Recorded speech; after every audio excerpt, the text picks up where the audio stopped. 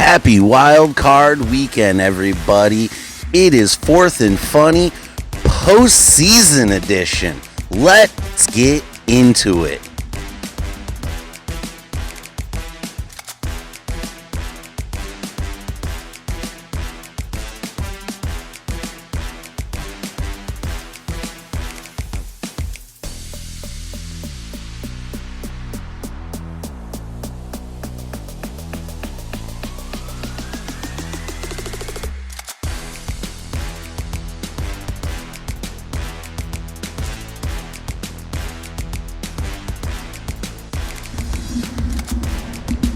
Welcome back to Fourth and Funny, guys. I'm your host, Jake Mattis, and this is the Wild Card Weekend.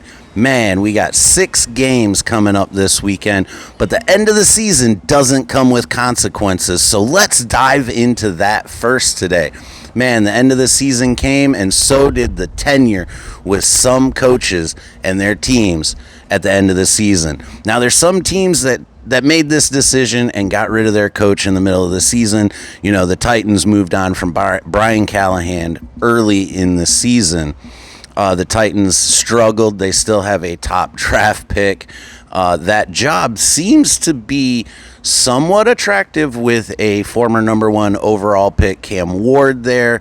We'll talk more about where some of these fits look good later as the offseason progresses, but man, the coaching carousel moves faster than the games themselves sometimes.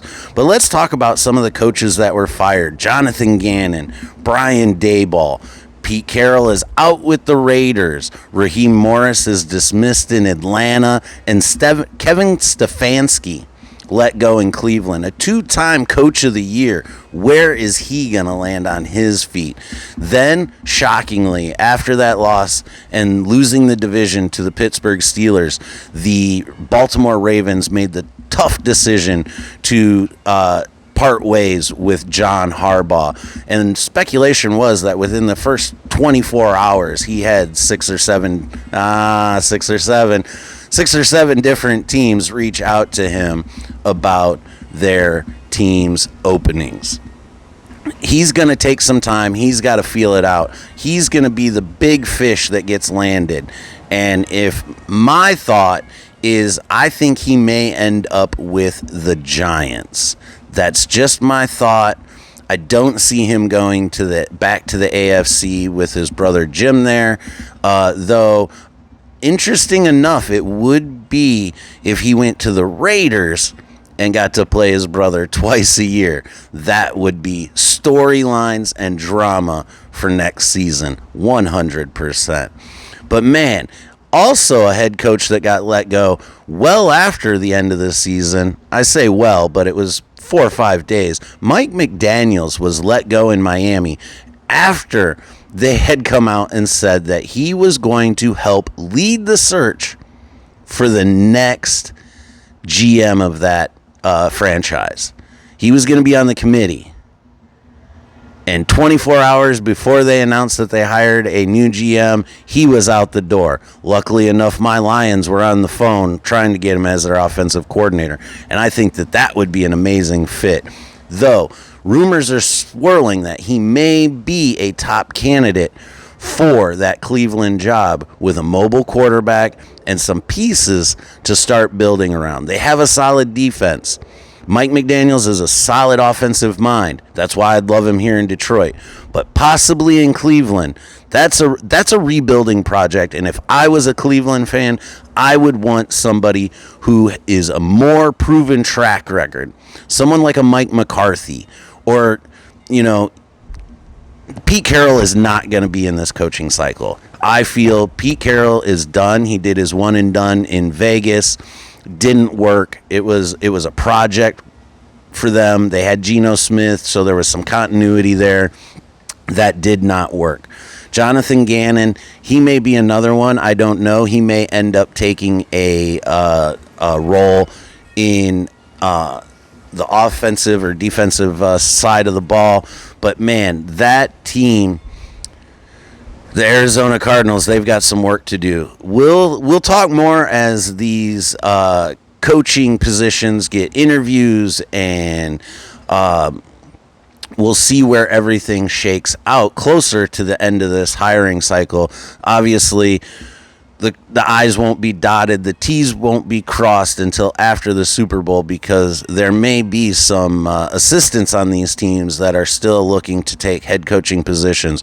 So we'll see where that all shakes out.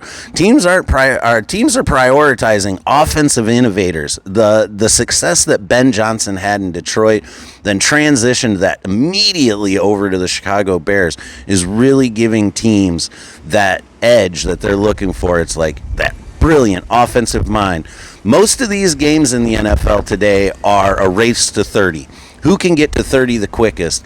And even then, that can be challenging with a high-powered offense. Some top names that are floating around out there, like I had mentioned before: Robert Saleh from San Francisco, Mike McCarthy and Marcus Freeman, Brian Flores. These are names of assistants that could land first-time head coaching positions or get that chance at a retread coming up this offseason. We got to, these positions, head coaching positions, there's only 32 of them. You only get so many shots at them. So some of the things you really want to look at is the roster stability. What's your quarterback situation? What kind of scheme is that team running? Is it something that you can take your philosophies and mold with the players that are there? Man, like I said, these coaching changes sometimes happen faster than the games themselves. But man, I'm telling you, coaching, it's a tough job in the NFL. You don't get many shots, and the end of the season doesn't come without consequences, guys. So, here we are, Super Wild Card Weekend, first round of the playoffs. Let's dive into these games. It is Super Wild Card Weekend.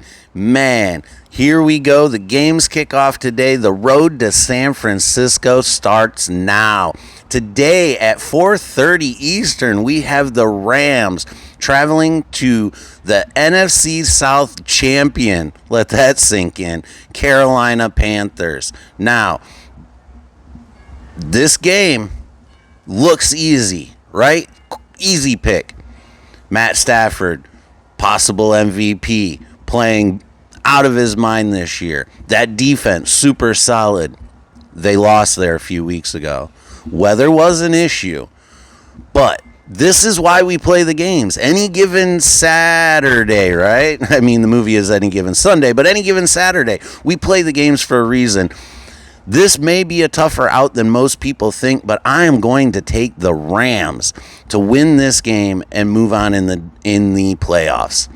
Then the nightcap tonight, we have Green Bay taking on Chicago for the third time this season.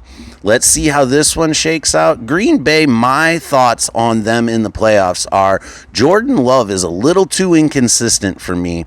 Now, you're going to say the Bears are an up-and-coming team. They are, but they've been playing pretty well down the stretch. They took the Niners to the edge.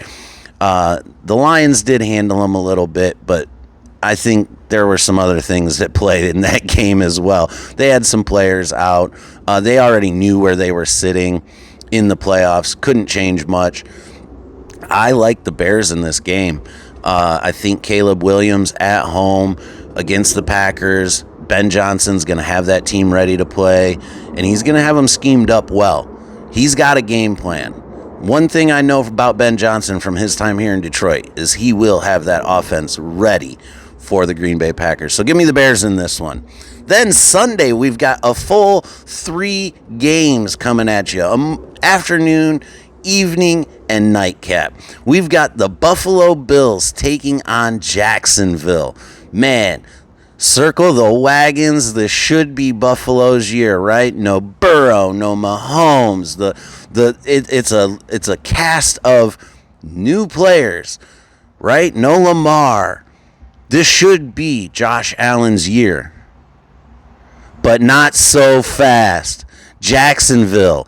Duval. Liam Cohen has that team in the playoffs, division champs, Man, I am taking the Jacksonville Jaguars to take out Buffalo, and Buffalo is going to have a lot of questions in the offseason. They're married to Josh Allen. They're not so married to Sean McDermott. That could be a later coaching change that could mix up everything in the coaching carousel, but give me Buffalo to win that game. Then probably one of the tougher games to pick this weekend.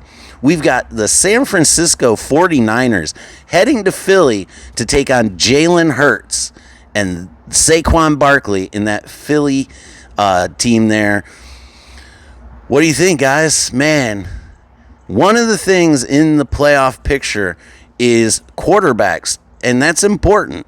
Now, if you look at the pick that these quarterbacks were picked in the draft, their respective draft class, you've got Stafford, 1. Trevor Lawrence, 1.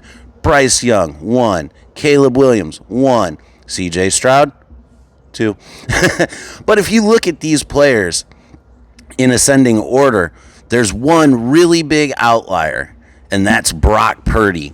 At pick 262, man, he is going to lead the Niners over the Eagles in that game. Give me San Francisco. And then the nightcap, we've got Harbaugh and the Chargers with their banged up injuries. Mario Hampton may be out for this game. I believe he's listed as questionable, if not already been listed out. Then we've also got Drake May and the New England Patriots taking them on. Drake May, dark horse for that MVP race this year, but I think Stafford has it in the bag so far. We'll see how that works out. Drake May is a solid quarterback. He has been playing really well this year. Mike Vrabel, potential coach of the year. Man, that team is humming. But give me the New England Patriots to take out the Chargers in this game. Then one game. We got the one final game on Monday night, our last Monday night game of the season until next fall. And that's going to be the Houston Texans traveling to Pittsburgh to take on Aaron Rodgers and the Steelers. Aaron Rodgers, one last adventure. Is this his time to get that elusive second Super Bowl and solidify that career that he's had? Now, his journey has mirrored Brett Favre a lot. Other than when he left the Jets, he went to the to the Vikings, Aaron to the Steelers. I think this may just go down the way Favre had hoped, and Aaron Rodgers is going to take this team a little further. I don't think so. As much as we've talked about quarterbacks and offense on this, defense wins championships, and that Houston defense is stout, man. Up front, they're knocking passes down. I was here last year when my Lions played them. 6 takeaways in that game, and somehow we managed to come back. But I don't think that the Steelers are going to be able to overcome that defense from the Houston Texans. That front line is going to put Aaron Rodgers in the turf. Give me Houston to win that game and move on to the next round, the divisional round, which we will be covering next week on Fourth and Funny, man. What do you guys think? Drop your picks. Who do you think's going to ultimately win the Super Bowl? Let us know down in the comments, guys. We will be back next weekend for another edition of Playoff Fourth and Funny. If you could, hit that subscribe and like this video. I'd appreciate it, guys. We'll see you on the next one.